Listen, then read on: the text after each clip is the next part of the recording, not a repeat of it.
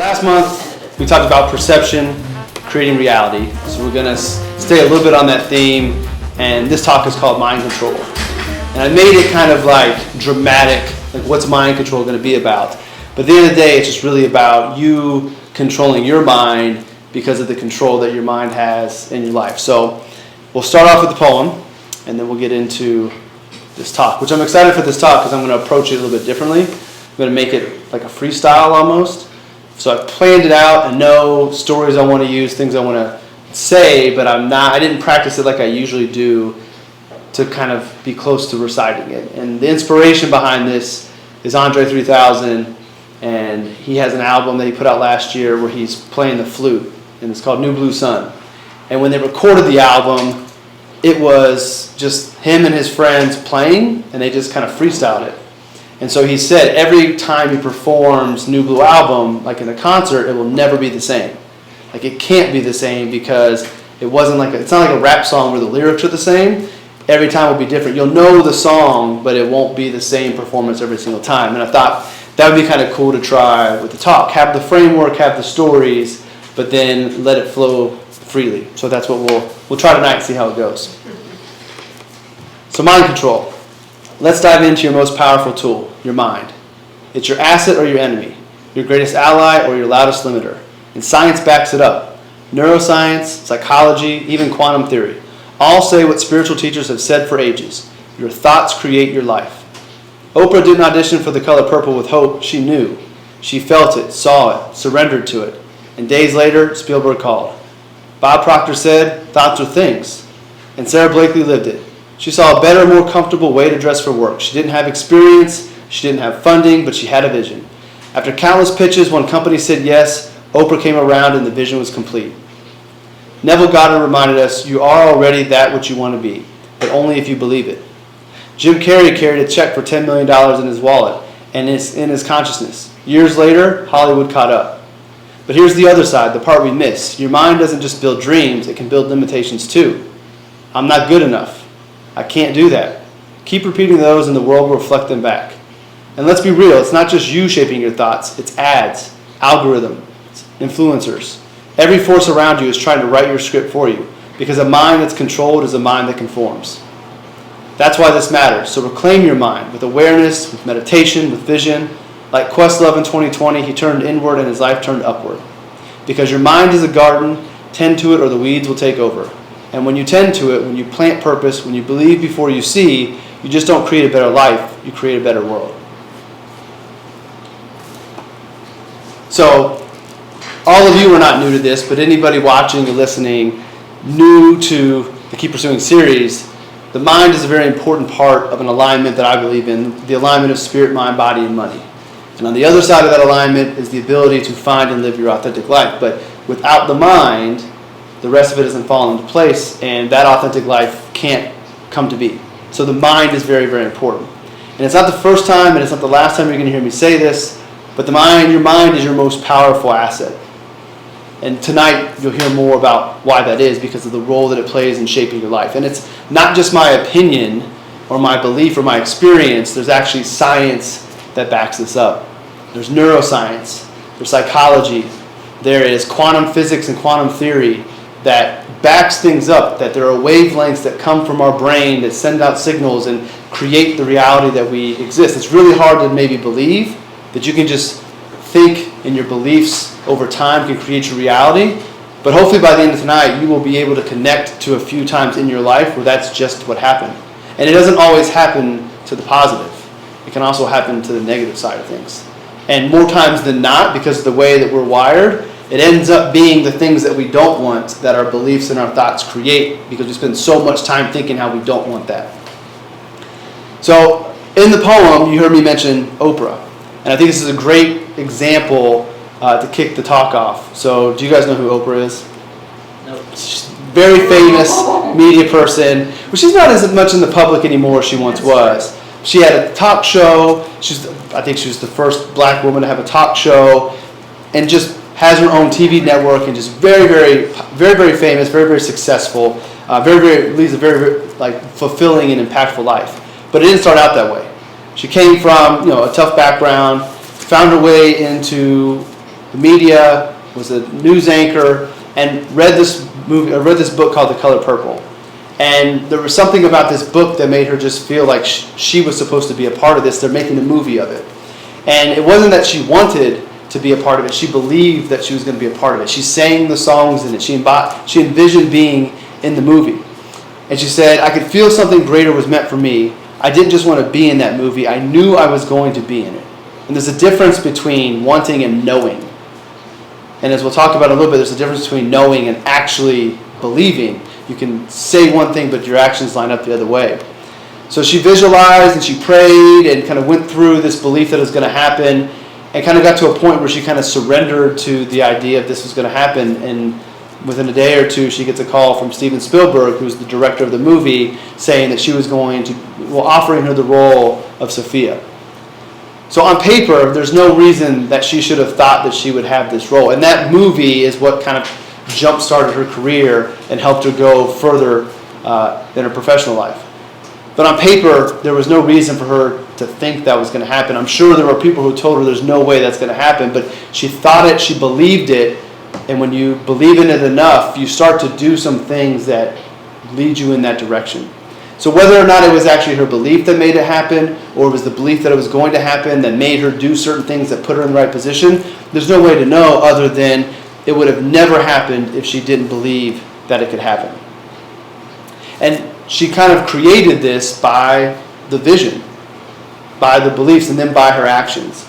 And whether you know it and whether you believe it, we are all creators.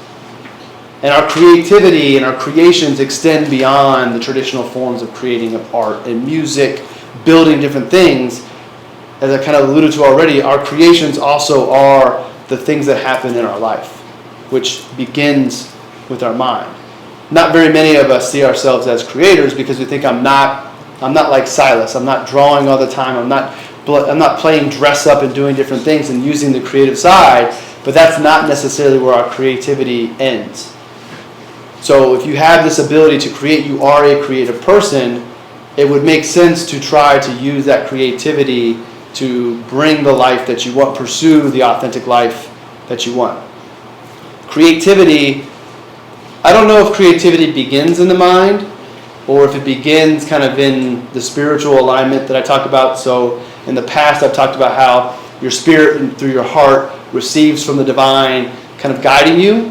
I don't know if that is where creativity first comes and then the mind takes it, but the mind is definitely where creativity becomes real. It's where your beliefs and your thoughts come into play.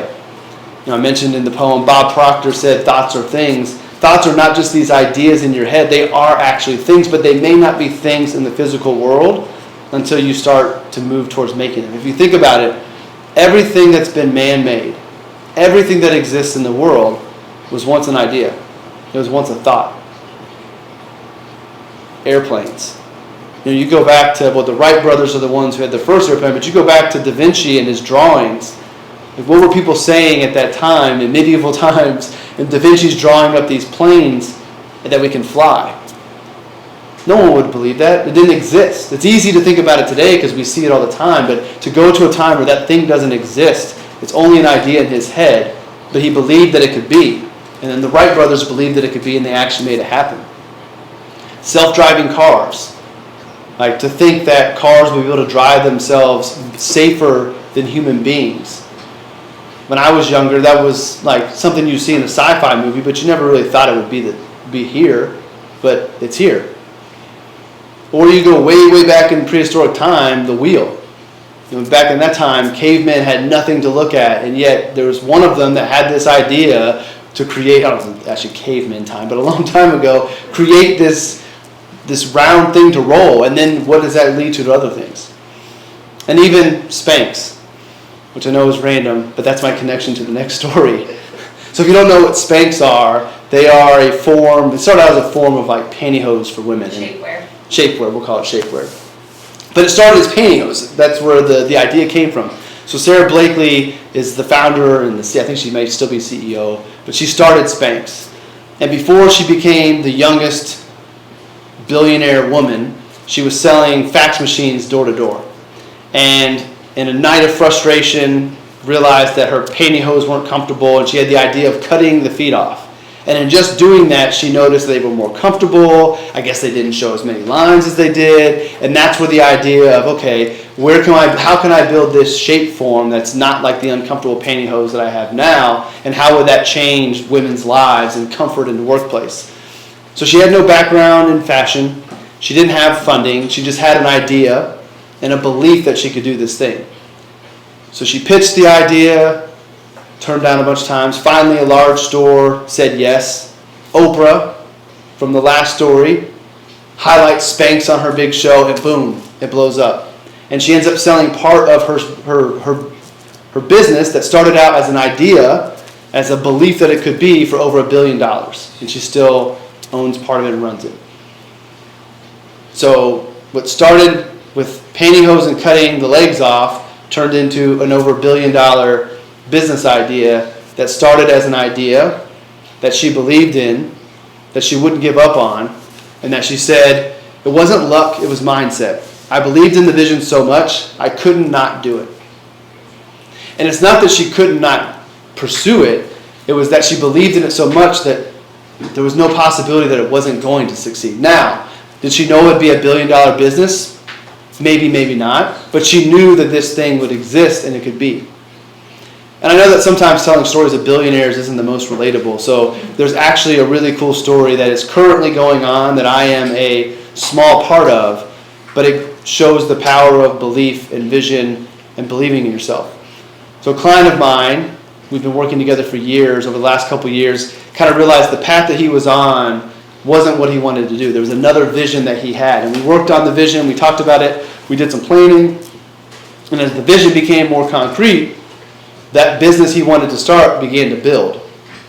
And he realized that that was now a possibility. He believed in himself, he believed in the vision, but once he got a few contracts signed to do some consulting, his belief in what his vision was became stronger. And so we planned for him leaving where he was working now at the end of this year to go start his business full time. And I told him when he bought into that being his vision, it was going to happen a lot faster. And now I don't know the inner workings and how much the belief and how much he thought about it, but our original end line was December. And he called me in February and said, where I'm at is toxic. I'm not going to make it to December. And I said, look, man, if you can make it to October because you have a bonus, that would be the best thing for your financial plan. It would give you a few more months in the new business, and that would be best. Let's shoot for October, go through the motions, just get there. And he said, okay, I don't know if I can do it, but I'm going to do it. Again, I don't know how much he's thinking about this new business and getting excited to be there, but then fast forward to last week, he ends up getting a severance to leave his job in June, and then now has a severance for 6 months, which gives him the opportunity of 6 more months of going into his business with funding already there, and he's only a couple of these contracts away from replacing the income that he needs to survive. And a little detail that's pretty cool that I didn't share with you yet is that severance was something that we planted in the realm of possibility at the very beginning of this. In part of planning and talking about how can I get out of here, how can I make this transition, like what's the easiest way. Leaving your job is kind of a scary thing to do. Wouldn't it be great? I know the finances of the company. Wouldn't it be great if I could convince them to let me go and give me a severance? And we talked about it from time to time, and I would remind him, like, hey, that would be awesome. Like, keep that in your mind. I don't know how much he kept it in his mind, but this was a detail that we had no control over. And this is a detail that ended up coming to fruition, allowing him even more of an opportunity to go do his job and have less financial stress, which will allow the transition to be easier. So in that scenario, in that story, there's two kind of avenues of belief playing out. There was first the vision of his business and the belief in himself to go do that. I had no question that that was going to come to fruition.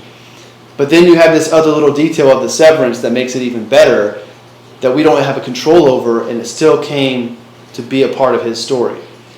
So I don't know if he manifested that, and manifest is a word I don't want to use too much tonight because I don't want to lose anybody, but I don't know if he manifested that severance, or if just sometimes the way things work, the universe rewards you and gives you a little prize every once in a while to make things easier. But That is a story of someone believing in themselves, putting in the work, doing everything, and having it work out almost to the detail of the way we said we wanted it to. I think that's pretty cool and pretty powerful. But none of that happens if he doesn't believe in his ability to do the business and do everything going. So it all starts with your belief. And there's a quote that I came across this week that I absolutely love. It says, "You are already that which you want to be, and your refusal to believe this is the only reason you do not see it." And Neville Goddard is the person who wrote that. And Neville was a spiritual teacher, a mystic, an author. He was born in 1902. I think he died in the 70s. So he was writing stuff like that in a time that wasn't very popular. I find it encouraging and exciting is that these things that I'm discovering and sharing with you, while they are somewhat original thoughts to myself and things I've come to on my own, they've been around forever. This is not new stuff. Science is telling us what spiritual teachers have been telling us for a long time. It's that our mind creates our reality. Mind creates our life. I want to say that quote one more time. You are already that which you want to be, and your refusal to believe this is the only reason you don't see it. And so what he's saying there is that whatever version of yourself that it is that you want to be, a Division I basketball player, a soccer player overseas, you are already that person. Like that exists. But you aren't there yet, one, because of your age, but two, you're not there yet because you don't fully believe it. There is something internally that is not allowing you to believe that that is who you are. And until you let go of those stories and those beliefs that are keeping you from get there, you can never be it. But you are the only person holding yourself back. And then when you drop those stories and you believe that, now you start doing the things that allow you to become that person.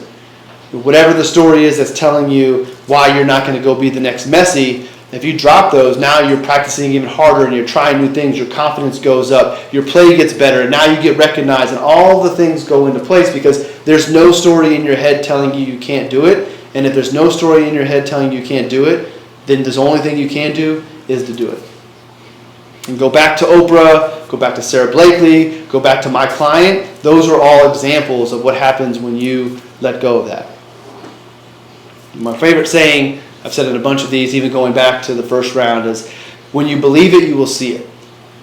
And so many times we go to what we've been told is when you see it, you'll believe it when you see it. It's the other way. You have to believe before it can ever be. The plane had to be believed that it could exist before it could ever fly. And you've experienced this in your life at some point. Could be something minor, could be something major. We hear about self-fulfilling prophecies. We think this thing is going to be true and therefore it becomes true. I think about in my work as an advisor and the economy and investments, and people are asking questions and are we going to have a recession and what's going on? And when I start to hear a lot of people asking about recessions, or I see in the news, I start to get a little nervous that because so many people are thinking about it, therefore it's going to happen. Like, did the recession happen on its own, or did we create the recession because our thoughts and our beliefs were this thing's going to happen? You guys don't understand it, but a recession is a slowdown in the markets, slowdown in the economy, which impacts the markets, which impacts businesses, and a lot of times in recessions people will lose their jobs. So if people think a recession is coming, a lot of times what they'll do is they'll go into being protected. They'll save more, they won't go out and spend like they once did, which is a good behavior, but there's no guarantee a recession is coming right around the corner. And if everybody stops spending and everybody starts saving and they're not going out, then businesses like Mom's start to slow down. And if Mom's business slows down, then we slow down our spending. And you have this vicious cycle to where, because we all thought a recession was going to happen, even though we don't know if it will, it ends up happening because enough people believed it. And that ties into this belief of this thing called the collective consciousness, which I'll talk about in a moment. But you've experienced some form of self-fulfilling prophecy sometime. So you've experienced it. It's just, sometimes we don't notice it. And in this belief, you are creating all the time, whether you realize it or not. We are unconsciously creating a lot of times. And what I mean by that is, if our thoughts are creating our experience, whether you're intentionally thinking to create your experience or you are unintentionally thinking, Your thoughts are creating it. And that's where things can come in and be a little bit to a slippery slope. Because a lot of times our self-talk is negative. I'm not good enough. I can't do this. Whatever it might be. The way we're wired, we see our flaws more than we see the good things about ourselves. So if we're constantly thinking about the things that we can't do, we'll never be able to do them. So you might not even be aware that you are creating things in your life that you don't want, you're not enjoying, and it is a result of your thoughts. And that's a hard thing to say because there are people who have some crappy things that happen to them, and it's not that I'm saying they're creating it and it's their fault, but it's that their thoughts are playing a role. Maybe their thoughts are influencing that, maybe it really is creating it, but if you catch it and you shift your thoughts, you can change the narrative. So you are creating through your beliefs, through your thoughts, whether you realize it or not. So having an awareness of this and controlling it more is going to set you more in control of your life than people who are on autopilot not. And that's why when you guys were little, can't was a word that I banned. Because you can do anything. And if you say you can't, then you won't. It's the Henry Ford. If you say you can or you can't, you're right. You determine what's going to end up happening.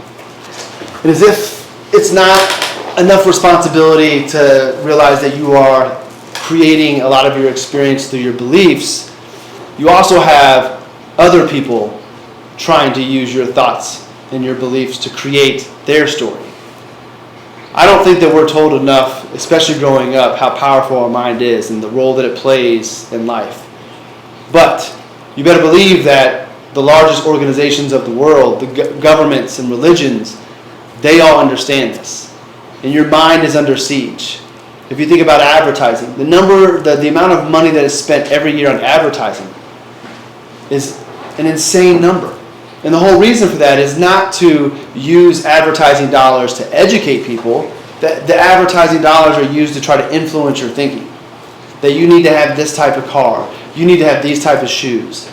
They know that if you are believing that you need that, then you're going to find a way to have that in your life. And governments do that to control people as well.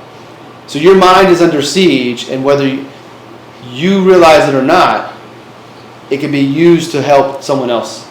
So I think it's really important, going back to mind control, of realizing who is controlling my thoughts. Are these my thoughts? Are these my beliefs? Or is this being planted by somebody else, and why?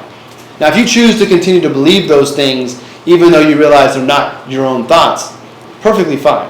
That's a choice you're making. You're consciously choosing to allow somebody else to steer you where they want you to go. More power to you if that's what you want. But if you don't know that and you're a pawn in somebody else's game, to me that's unfair for you because you don't even realize that someone is controlling what it is that you're doing. So, social media, TikTok, Instagram, why I get on you guys for watching those things. A lot of those things are created to use your mind for other people. That's why I tell you, when you hear those things on there, don't believe any of it to be true. Because they position it so it looks like it, so you believe it. If they get enough people to believe this, then these things can come to real life. That's the collective consciousness idea, that if enough people believe something, then it can come real. In the collective consciousness, there's just it's just the belief that a lot of people hold the same belief. So we see that in culture. Like there's a collective consciousness amongst a culture that these are the things we believe as a culture. But then if you go to more of a metaphysical world, the collective consciousness is about energy and frequencies and wavelengths. And enough of that can create what happens in the world. I used this example in a previous talk, but The Simpsons. The Simpsons is notorious for predicting the future. They predicted Trump winning the presidency, they predicted the Eagles winning a Super Bowl, and they predicted a lot of things. But what is unknown is, did they predict it, or did they plant these seeds in enough minds that the collective consciousness made this a reality? So did The Simpsons predict, or did The Simpsons create? We'll never know for sure, but it's when you dive into the science, it becomes a little bit more realistic that maybe The Simpsons was planting seeds that created parts of our reality because enough people believed it. So if your mind is your most powerful tool, and you can use it to create or influence your experience in this life, it's important for you to make sure that you're controlling it, and if you're not, to reclaim it. Because you only get one chance at this life, and I think you deserve the right to be able to live the life that you want with your beliefs, not somebody else's. And now you can use other people to help you create your own beliefs and learn from others, but they should be your own beliefs, not anybody else's. And so how can we work on reclaiming our mind? There's a few things that I think you could do. One is the awareness, understanding who is controlling my mind. Am I in control, or are there other influences that are steering my beliefs? And you might even have to look back and just look at your core values and look at beliefs. And like, what is it that I believe? What are the values I hold most true to me? And where do those come from? And work backwards to see, yes, I truly believe that, or no, that's something that somebody else told me, and when I really think about it, I don't believe that. I actually believe something else. So having an awareness of your thoughts, having an awareness of your beliefs, and understanding where they're coming from and what's influencing them, and are those influences that you want to influence you. Visualization. So taking your beliefs to the next level of, I want to be a Division I basketball player. You can say that. You have to put action behind it. All of the other stories, Oprah, Sarah Blakely, my client, they all believed and they all visualized, but they also put action forth. But you can also use visualization to help bring that image to become more real. Part of the science says our brain doesn't know the difference between a powerful visualization and the real thing. Meaning if you are constantly visualizing yourself in a certain environment, your brain doesn't know if that's real or not. And if your brain doesn't know if it's real or not, then you will start to do the things to put you in that position. I wish Zach was here tonight to ask him how much visualization has helped him go from the medical difficulties he had as a little kid all the way to now he's going to Germany, which I'm pretty sure is the next level up from where he was last year in basketball. Does he get there without visualizing and seeing himself in the next level up? My guess is probably not. Meditation is a great tool. Meditation kind of helps you sort through your thoughts, quiet things down a little bit. Meditation is not about having a still mind only.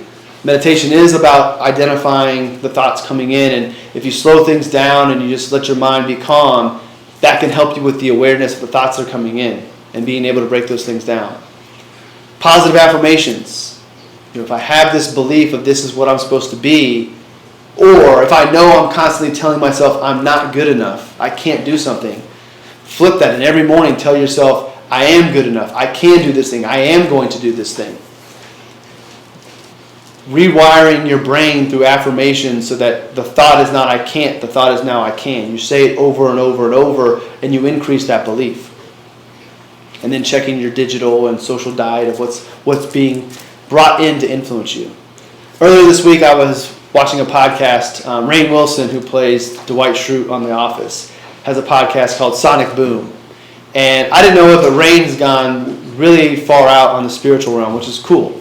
But he had Questlove on as his guest. And Questlove is the famous drummer in The Roots, but he's so much more. He's a producer, he's an actor, he's an author. I've read some of his book. He has a book called Creative Quest, which is really good. It's an awesome audio book. But I've never listened to him on a podcast as a guest.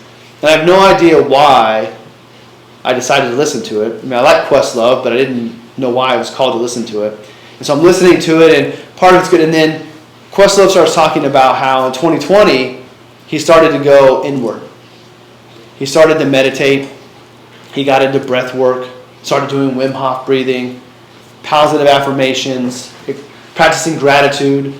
And as he started to do these things, he noticed how his life was changing and changing for the better.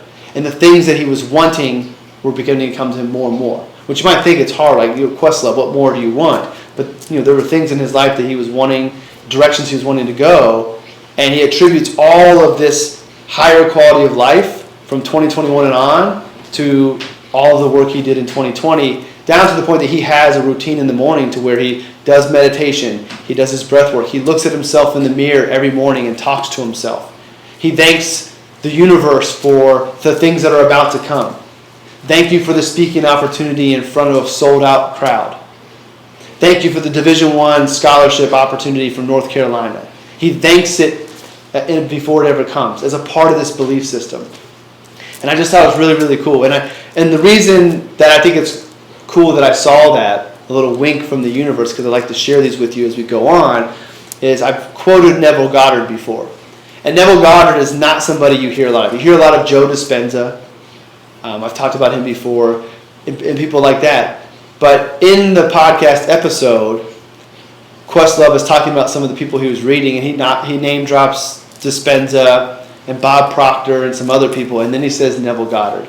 And earlier that day, I was in my home office, and I walked by, and I have some books that are in the background, and sitting on top of my stack of books was Neville Goddard's The Power of Awareness. And I picked it up that morning and started reading it again because I hadn't finished it. And then later in the day, his name gets dropped by Questlove on this podcast that I randomly watched. So I just think I was supposed to watch that podcast. Maybe it was to have another story for tonight. I think one of the things I took away from it that I'm going to be doing more of is the visualization aspect of things. I think that there are things that I'm not quite doing yet because I haven't gone to the next level of visualizing it to take that belief to the next level.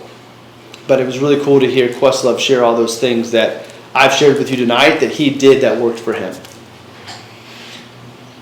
So as I end up kind of bringing this to a wrap, I want to challenge you to try to be more conscious in your creations. Be more aware of the thoughts that you're putting out, the beliefs that you have, and make sure they're aligned with the authentic life that you want to live. You don't have to keep those thoughts if they don't align. Today I had a client in, and she'd been going through some stuff. And she said that this was a period of reset for her, and that she takes comfort in knowing that we can change our mind at any time. She was going back and reading Untethered Soul again, rewriting her story. But it really stuck out to me that she said, I take a lot of comfort in knowing I can I can change my mind at any time. I can change the stories that I'm telling to myself, which will end up changing where things are going. I don't have to stay down right now because I can change that, and I can change it through my mind. So your mind is a garden. Tend it or the weeds will take over, is a famous quote.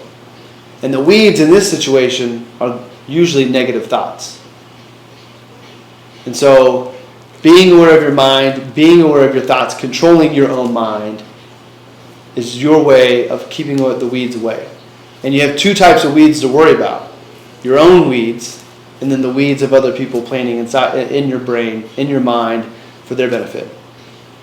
So when you control your mind, you don't just create a better life, you give yourself the opportunity to live the life that you want to live, your authentic life. And in addition to that, you make the world a better place.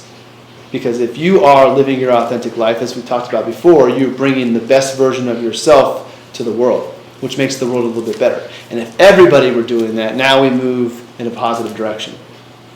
So remember, your authentic life is on the other side of the alignment of spirit, mind, body, and money. And the mind is a very important, powerful part of that equation. And without controlling that mind, you may never get the opportunity to live your authentic life.